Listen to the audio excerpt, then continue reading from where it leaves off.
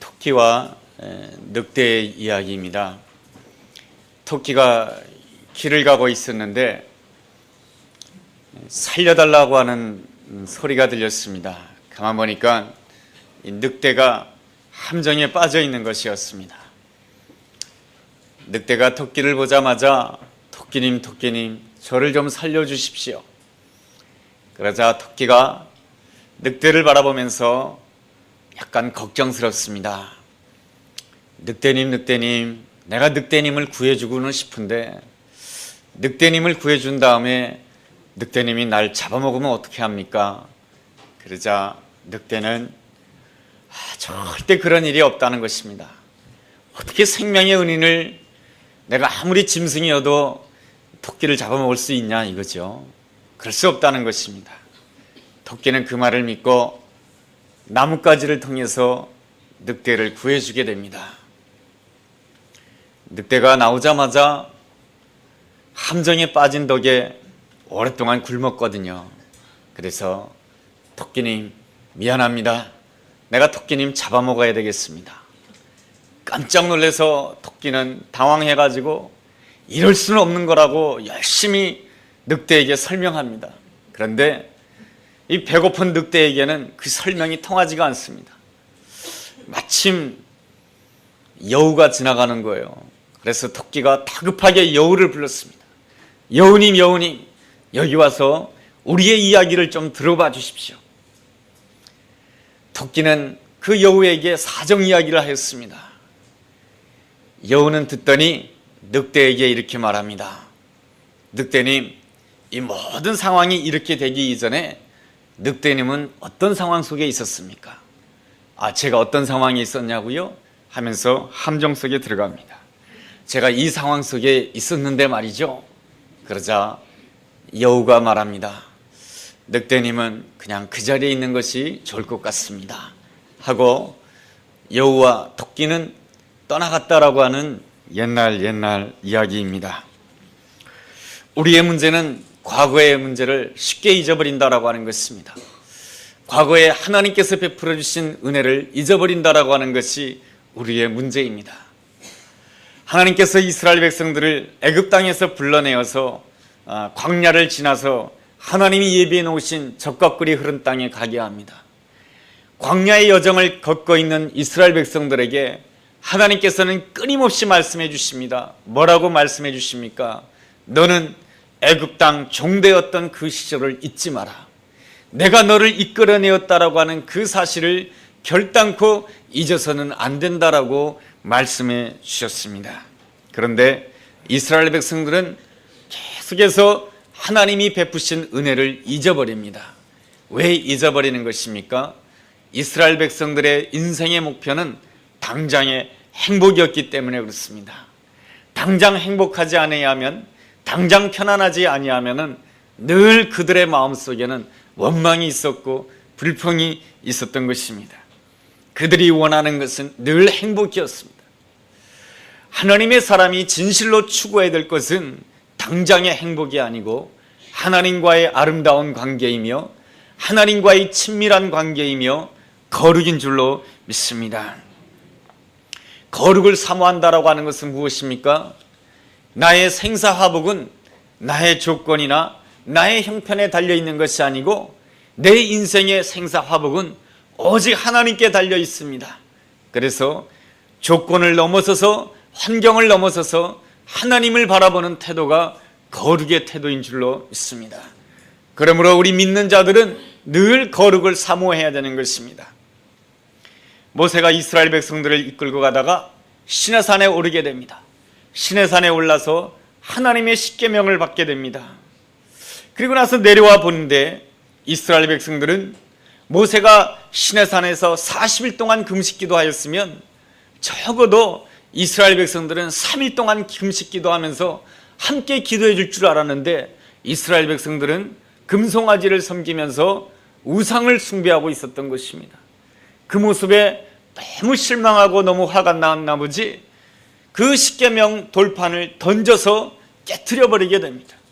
그리고 나서 모세가 다시금 하나님의 산에 올라서 하나님 앞에 기도합니다. 하나님, 제 마음이 너무너무 답답합니다. 너무너무 실망스럽습니다. 하나님의 명령에 따라서 이스라엘 백성들을 이끌고 있는데 이 모습이 어떻게 된 것입니까? 하나님, 나에게 길을 보여주옵소서. 하나님, 영광 보여주옵소서. 하나님이 나에게 영광을 보여주지 않으신다라고 한다면 내가 이 일을 감당할 수 없습니다 하면서 모세는 다시금 기도하면서 부르짖게 됩니다. 그럴 때에 하나님께서 모세에게 영광으로 나타나십니다. 어떻게 나타나시냐면은 하나님께서는 자신의 얼굴을 보여주지 아니하시고 하나님께서는 자신의 등을 보여주십니다. 하나님께서 등을 보여주신다라고 하는 것은 무슨 뜻입니까? 등을 보면 어떻습니까? 이 등이라고 하는 데는 의미가 있습니다. 등이라고 하는 것은 지나온 여정을 뜻하는 것입니다. 그러니까 하나님께서 등을 보여주시면서 하나님께서 모세에게 말씀하시고자 하는 바는 이것입니다. 너가 살아온 여정을 뒤돌아 보아라.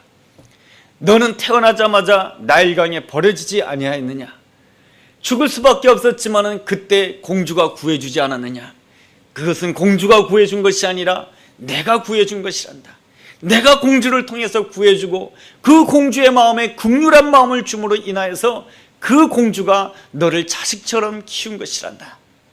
네가 실패하고 네가 도망자의 생활, 무명의 생활을 하고 있을 때에 너를 광야에서 불러낸 자가 누구냐?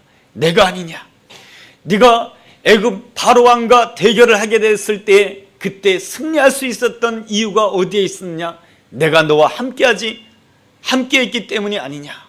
네가 지팡이를 던지면 뱀이 되고 네가 잡으면은 그 지팡이가 그리고 다시금 지팡이가 되고 지팡이로 하수를 쳤을 때에 그 하수가 피가 변하게 되고 네가 그 지팡이로 하나님의 명령을 전했을 때 온 애굽 땅에 재앙이 내리지지 아니하였느냐? 이 모든 것 다 내가 너와 함께했기 때문이 아니냐? 이 놀라운 말씀을 듣게 될 때에 이 모세의 마음은 다시금 뜨거워지게 되는 것입니다. 다시금 뜨거워지게 되었을 때 마음의 열정을 가지고 하나님이 주신 사명을 다시 감당하게 됩니다. 우리가 힘들고 어려울 때에 하나님 앞에 나아가서 기도하고 하나님 앞에서 나아가서 온전히 기도하게 될 때에 우리 하나님께서는 하나님 자신의 등을 보여주실 줄로 믿습니다. 그 등이라고 하는 것은 우리 삶에 지나온 여정 가운데 하나님께서 함께 해주신 역사인 것이죠. 그 역사를 내가 기억하게 될 때에 내 마음속에 뜨거움이 일어나게 되는 것이고 열정이 일어나게 되는 것입니다. 그러므로 우리가 늘 사모해야 될 것은 하나님과의 아름다운 관계, 거룩을 사모해야 될 줄로 믿습니다. 반면에 이스라엘 백성들은 광야에서 힘들 때마다 무엇을 보았습니까? 형편을 보았습니다. 조건을 보았습니다. 당장의 행복만을 추구하였습니다. 그래서 그들은 광야에서 원망하고 불평하다가 모든 그 원망하던 이스라엘 백성들은 광야에서 죽임을 당할 수밖에 없었던 것입니다.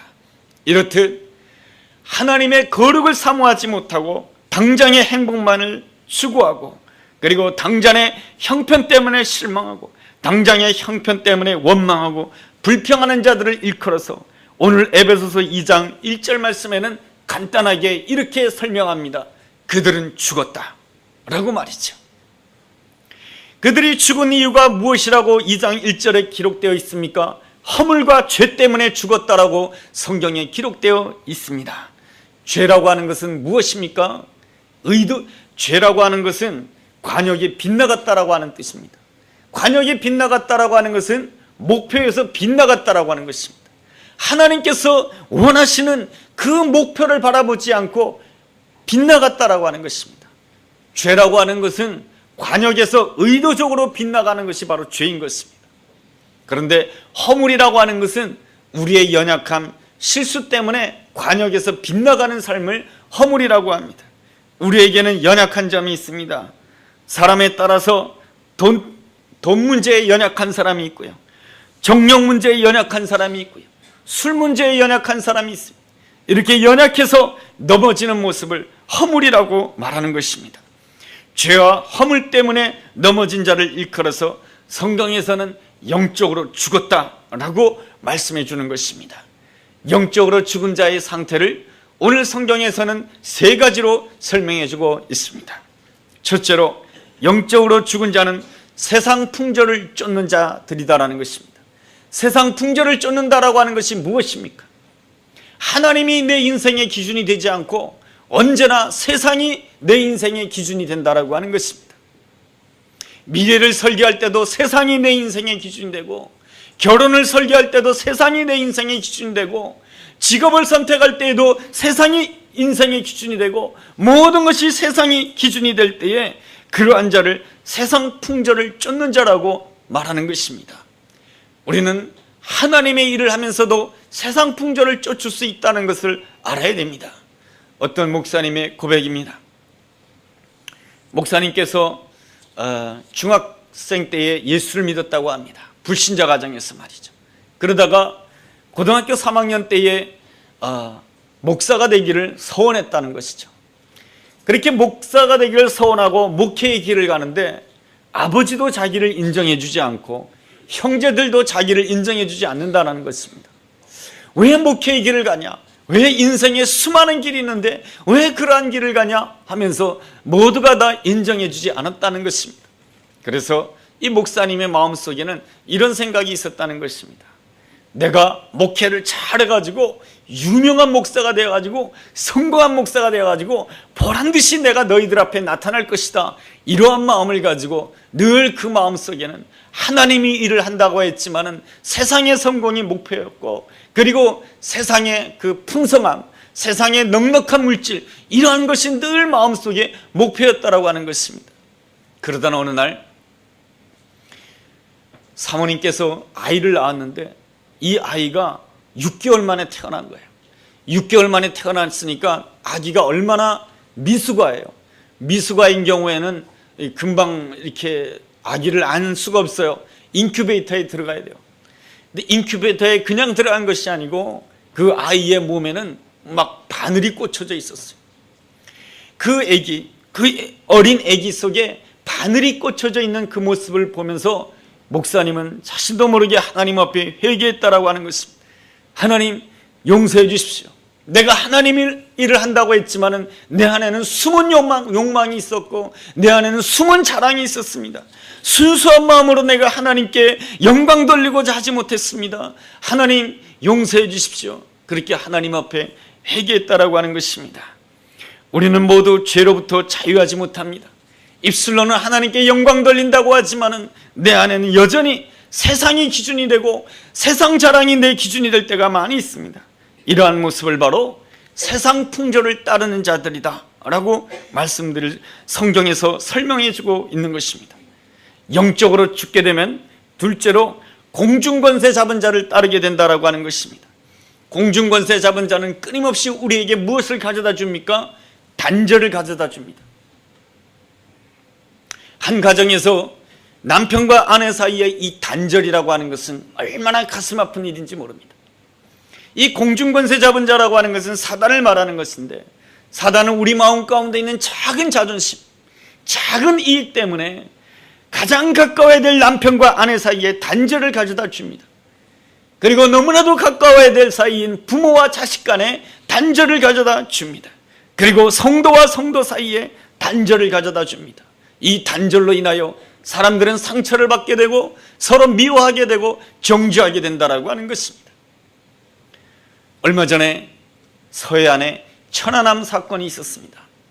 천안함 사건을 보면서 참 우리 민족 간의 단절의 벽이라고 하는 것이 얼마나 큰가를 다시 한번 되새기게 되었습니다. 이 모든 것들이 다 어디로부터 오는 것입니까? 사단으로부터 오는 것이죠. 공중권세 잡은 자로부터 오는 것이죠.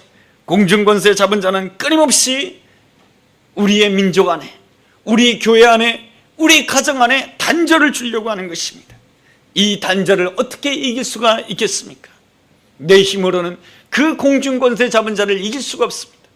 이기는 길은 한 가지밖에 없는 것입니다. 끊임없이 내가 하나님을 가까이 해야 되는 것입니다. 하나님을 가까이 하게 될 때에 우리는 죄는 미워할 수 있지만 사람은 미워하지 않게 되는 것입니다. 사람을 미워하게 되면 날마다 그 사람에게 사로잡혀서 살게 됩니다. 어디를 가도 그 사람이 생각이 나는 거예요. 그 사람의 노예가 되는 것이죠. 하나님을 가까이 하게 될 때에 우리는 모든 것으로부터 자유할 수 있는 줄로 믿습니다. 그러므로 하나님을 가까이 해야 되는 것입니다.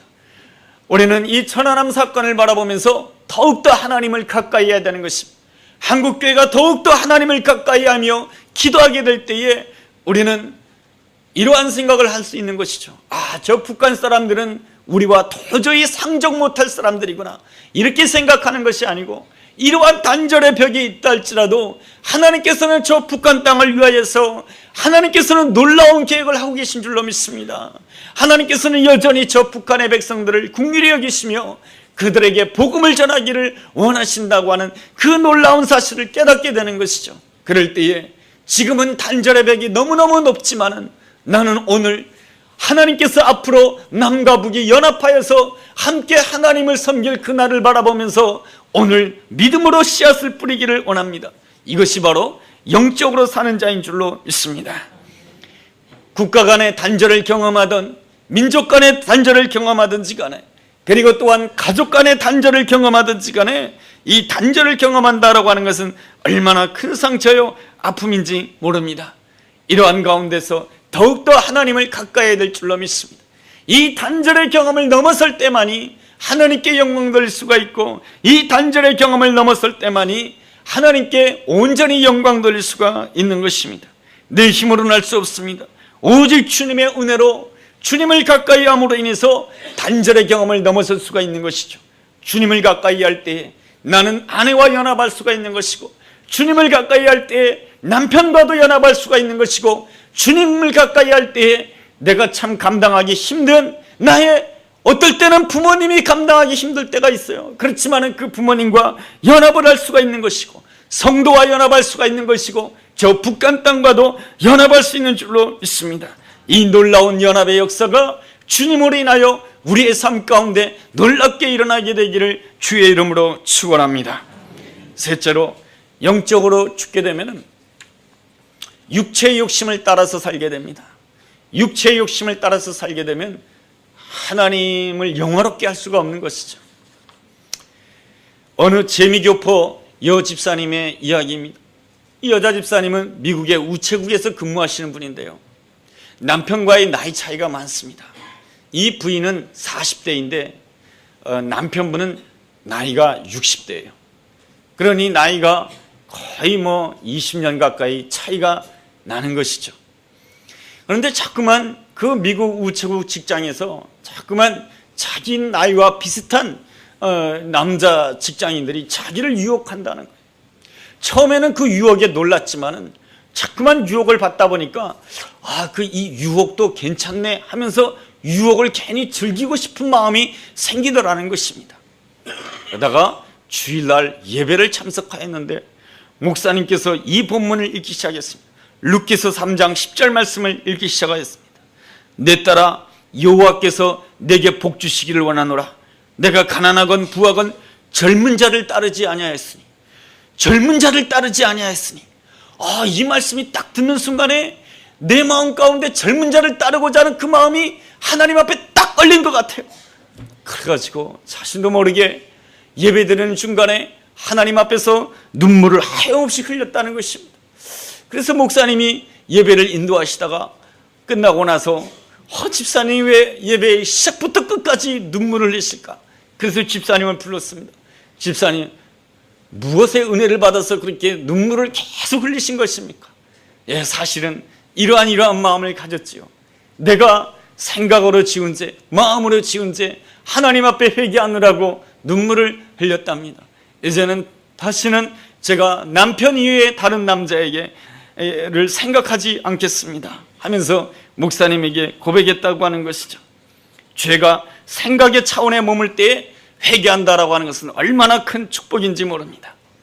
우리 중에 어느 누구도 완벽한 그리스도인이 될 수가 없습니다. 누구나가 다 회개해야 되는 것입니다. 우리 주님께서 이 땅에 오셔서 첫 번째 전한 메시지가 회개하라, 천국이 가까웠느니라. 그것은 무엇입니까? 이 땅에 있는 모든 사람들이 다 회개가 필요하다라고 하는 것입니다. 내가 행동으로 옮기기 이전에 내가 생각의 차원에서, 마음의 차원에서 회개한다라고 한다면 하나님의 더욱 큰 은혜가 임하게 될 줄로 믿습니다. 영적으로 죽은 자들에 대해서 성경에서는 뭐라고 말씀해 주고 있습니까? 3절 말씀에 보면 본질상 진노의 자녀라고 말씀해 주고 있습니다. 우리 모두는 하나님께로부터 진노를 받을 수밖에 없다라고 하는 것이죠. 그렇지만 말이죠, 하나님의 진노와 인간의 진노는 달라요. 인간의 진노는 불공평할 때가 많고요, 인간의 진노는 변덕스러울 때가 많이 있어요.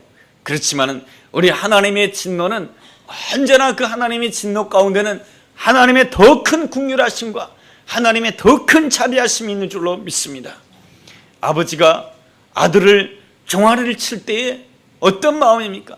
매를 때릴 때에 그 매를 때리는 그것보다도 아버지의 마음 가운데는 아들을 향한 자비와 아들을 향한 사랑과 아들의 미래에 대한 걱정이 더 큰 것입니다.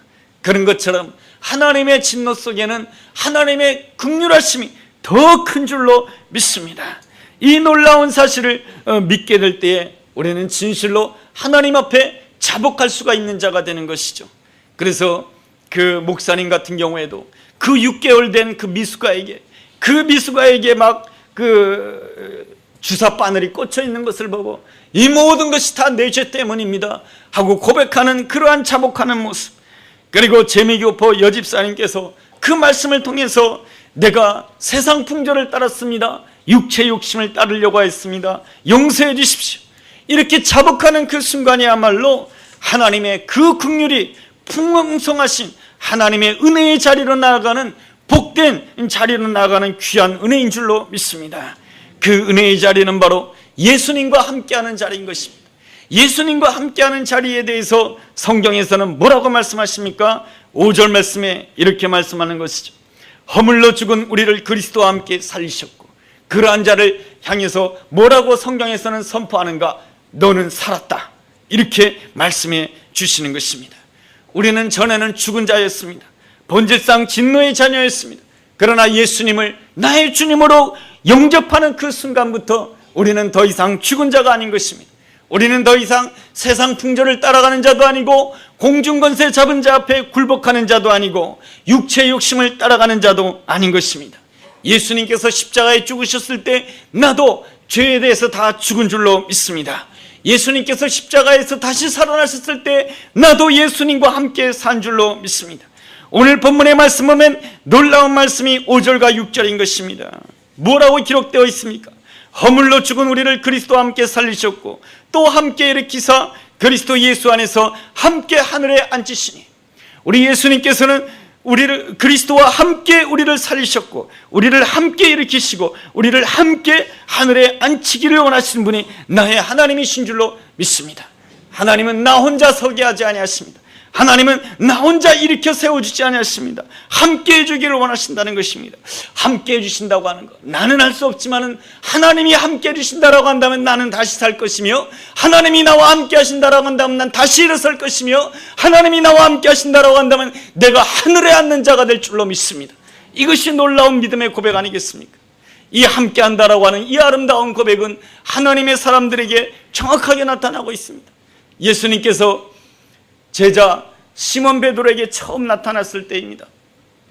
시몬에게 말합니다. 배를 빌리자고 말씀하시고 그 시몬에게 이렇게 말씀하시죠. 저 깊은 데로 가서 그물을 내리라고 말씀하십니다. 그럴 때에 시몬이 어떻게 대답을 합니까? 내가 밤새도록 그물을 던졌지만 얻은 것이 없지만 내가 말씀을 의지하여 내가 그물을 내리리다. 그랬을 때에 만선의 축복을 받게 됩니다. 만선의 축복을 받게 되자 시몬이 예수님 앞에 엎드리면서 주여 내가 죄인입니다, 나를 떠나소서라고 고백합니다.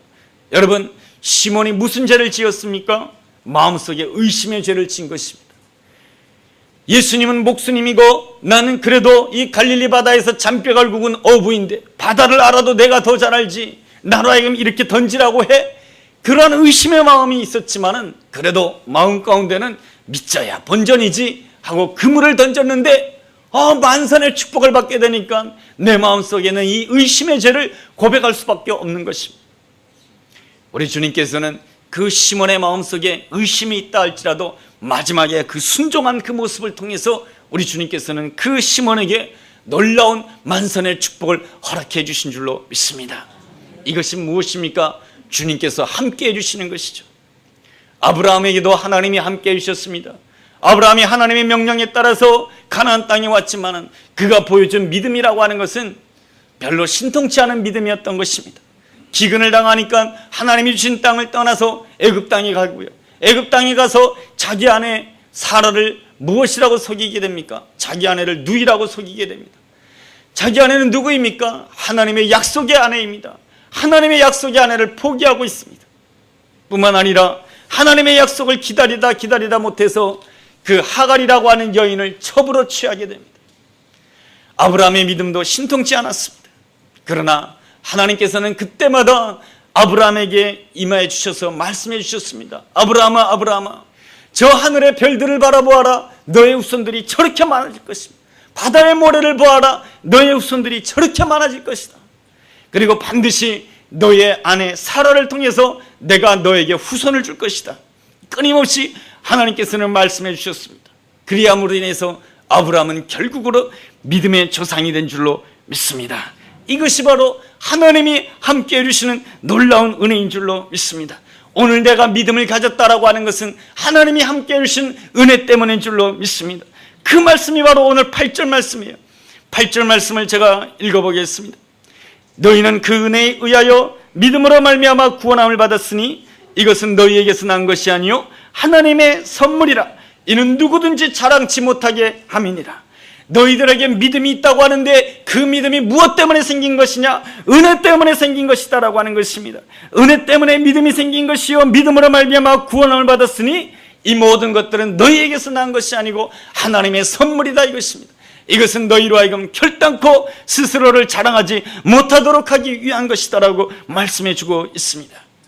우리는 전에는 다 본질상 진노의 자녀였습니다. 그러나 이제는 어떠한 사람이 되었습니까? 그리스도를 영접함으로 인해서 그리스도께서 함께하는 자가 되었다는 것입니다.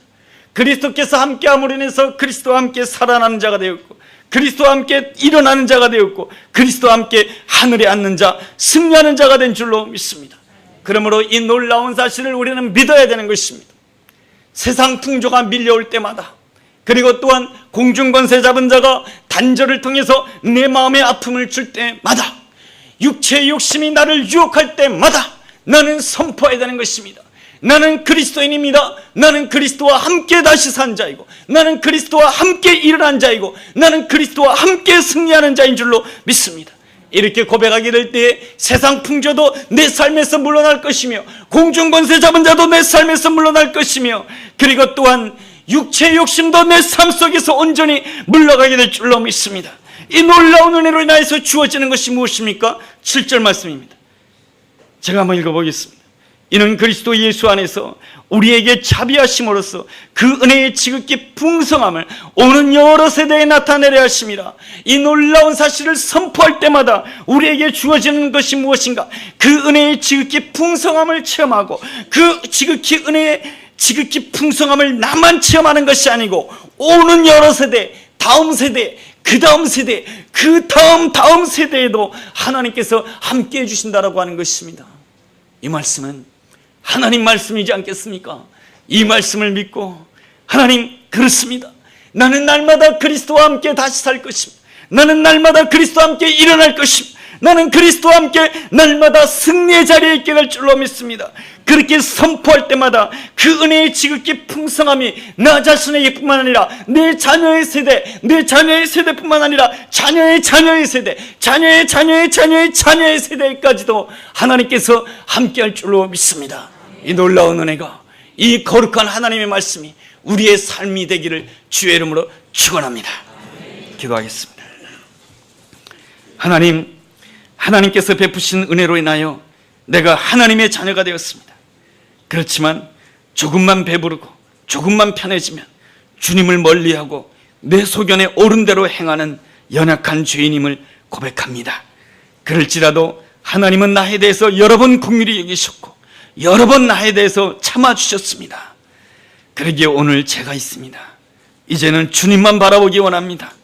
전에는 세상 풍조와 욕심을 따랐지만 이제는 그리스도와 함께 살고 그리스도와 함께 일어서고 그리스도와 함께 승리하는 자 되게 하여 주옵소서. 예수님 이름으로 기도했습니다. 아멘.